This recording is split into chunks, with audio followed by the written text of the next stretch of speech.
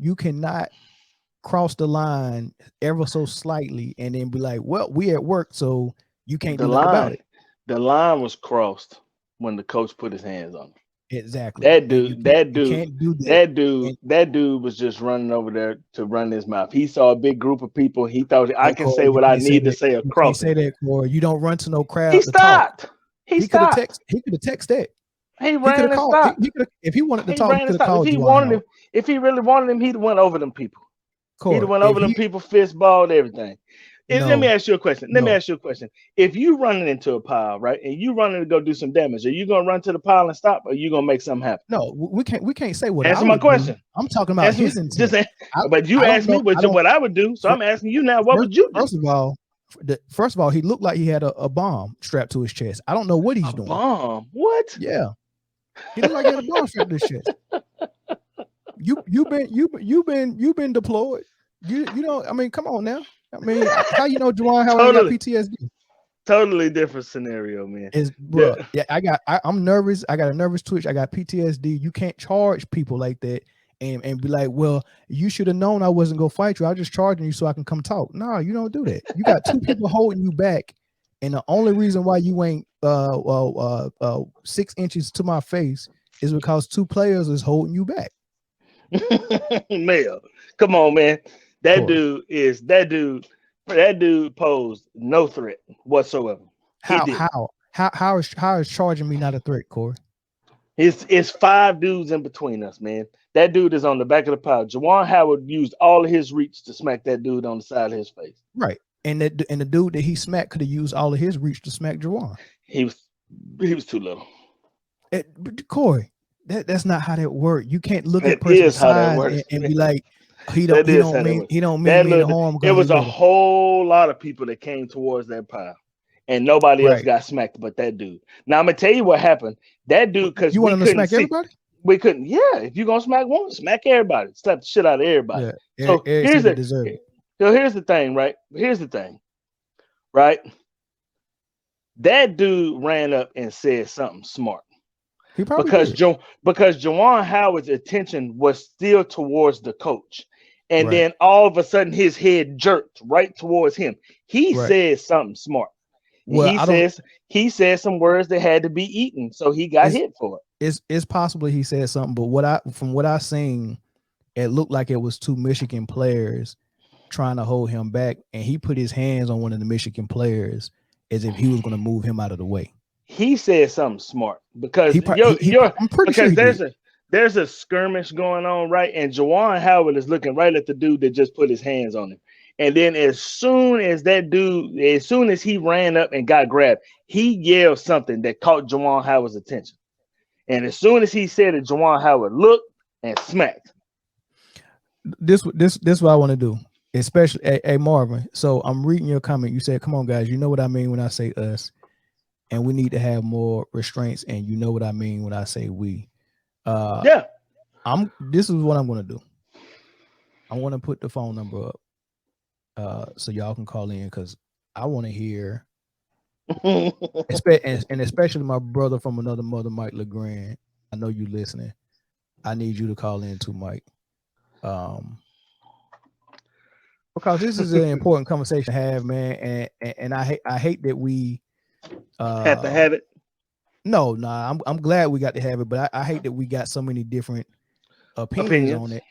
it. But that's a good opportunity for us to have this conversation. So Yeah, that's the first caller. it is. Hey, what's up, It's Mitch? Go definitely a ahead, good Mitch. one. Let me hear what you got to say. Now you know your mama done taught you and to keep your hands, feet, and other objects to yourself. Facts. Man should have put his hands on him, Right. first of all. Right.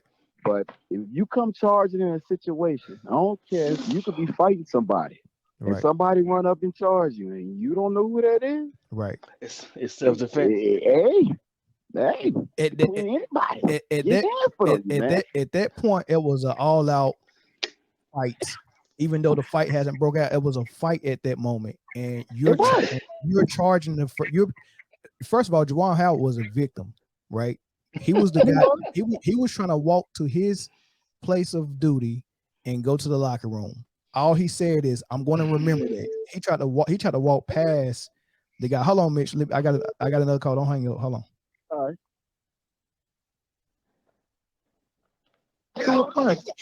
Okay. I got two callers on. I got one caller from Texas. Don't say anything yet. Let me finish this thought. So Juwan Howard's trying to walk to his place of duty, trying to walk to the locker room, and the dude grabs him with two hands and then moves his entire body in front of Juwan and is holding him in place.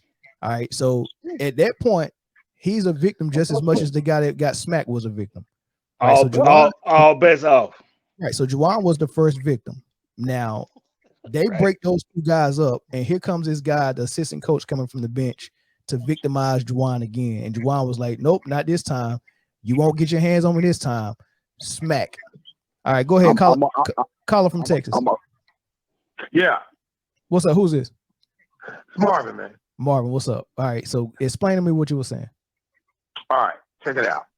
First of all, the head coach, yes, he did put his hands on him. It was not nothing violent when he touched him, but Juwan was already angry, and he did.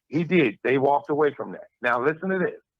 This was way on down the road a little bit when he finally smacked this guy. And what it shows is this. It shows no restraint, guys. And you cannot do it. You are in a position that you're supposed to be a mentor to these young guys.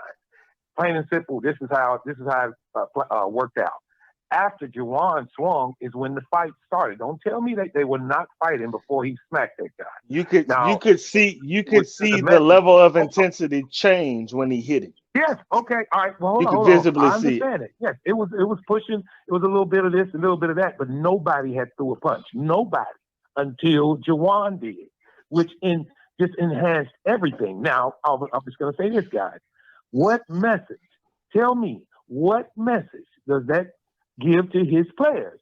That's why more scuffles broke out, because he swung first. First of all, Marvin.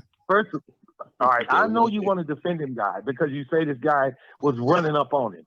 This is not the corner of on 150. I'm from Chicago. It can be. It's a reason why. It's a reason why that was your upbringing. It was a reason why that was your upbringing. This is the message, Marvin. The message is: try Jesus, don't try me, because I throw hands. I just listened to that song earlier today. I understand. And you felt it, didn't you? You felt it, didn't you? Well, here's the deal. Though. He gonna try Jesus when he gets fired. And it ain't funny. And he didn't put out a good message to his players, guys. I think it was a very good message. Don't let nobody let nobody play with you. That's why we've been in the same position we've been in, because we don't have the patience. No, Juwan Howard. No, Marvin. So that's the difference between me and you. Juwan Howard represents himself. That ain't a weak. Okay, hold on. That's not a weak thing, because when Bobby Knight was smacking them kids upside the head, throwing chairs in the half court, and cussing out referees and getting, did we say Bobby Knight was all of white coaches? Yes, I said it. No. You didn't look at Roy. You didn't look at Roy Williams. You didn't look at Coach K. Condone no kind of violence. Look, but you didn't you didn't look at all white coaches in the lens of Bobby Knight. You didn't look at. Okay, so I didn't hold it. No, I thought you said I didn't hold him accountable. No. My point is, Juwan Howard don't represent the whole black community. Juwan Howard represents himself only. But let me say this: just because you say it loud, don't mean it's right, baby. Okay. That's true. So we're not saying I won't even say it's right. I mean, he wrong for actually putting hands on a dude. Right. And ain't nothing else to say. It ain't nothing else to say. It is. But at the same time, if rules of the games are the rules of the games, why is the man running over there in the first place? Because everybody else was over there. Eric, you're right. Ingram did charge in and throw punches, but that was a totally different scenario. That was a full-out fight. That was a brawl. Yeah. All I'm gonna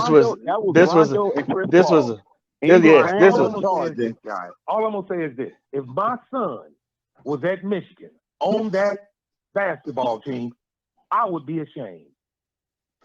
Okay. Because his coach, who came to my house, who recruited my son, threw a damn punch. Mike. Now, what about that? Let me say this. I'm gonna agree with you 100%. And I think both things can be true. I think that what you said, that it was a shame, and if your son played for that coach, you would be ashamed. I think all of that can be true, and at the same time, it can be true that he was 100% justified. He had two dudes charging at him. Somebody about to get the smack of laid down on them. Somebody. Okay, well, let me see. If you got video right there, look at it again. He had 4 people in front of him when they were coming. They couldn't even get to him. He had to reach over the top of them. There was no way that little dude was gonna get to him, man. He reached around all of them and smacked the hell out of them. You cannot do that. Bruce Lee would have got to him, and Bruce Lee little. Jackie Chan would have got to him. Come on, we can't do that, man. I'm gonna tell you this here now. We can top it up. Now, if that sister coach ran there and threw a punch, then what? I appreciate you. Oh, then he deserves. Then he get the green light to get his ass beat. For sure. I'm gonna say this. Go ahead, Marvin. This ain't the backside of Chicago. I was born in Gary, Indiana. Back in the day when we was coming up, you right. We slapped the hell out of somebody. Right. But you in a position of authority right now. You do not do that. I agree. He should have did the same thing he did. He didn't slap the head coach, and he put his hands on it. Yeah, but why he didn't slap him? I don't know the answer to that, Marvin. But what I think is that he held all the restraint he had in him left when he was telling that coach, "Don't touch me, get your hands off of me." He had all the restraint. Yeah, but when I believe that. He knew he was more. I'm gonna tell you what it was. He knew he was more in the eye of the camera. He knew everybody. I really think he lost his cool. Whatever that dude said, man. Whatever that dude said to him, either what he said when he or lost when he his put cool. his hands on the players. I'm okay with you grabbing me. I can handle that. But when he grabbed his player and moved him out the way, that's okay. Well, I'm gonna pose the question to you. What message do you think this sent to his players? I already told you. Try Jesus.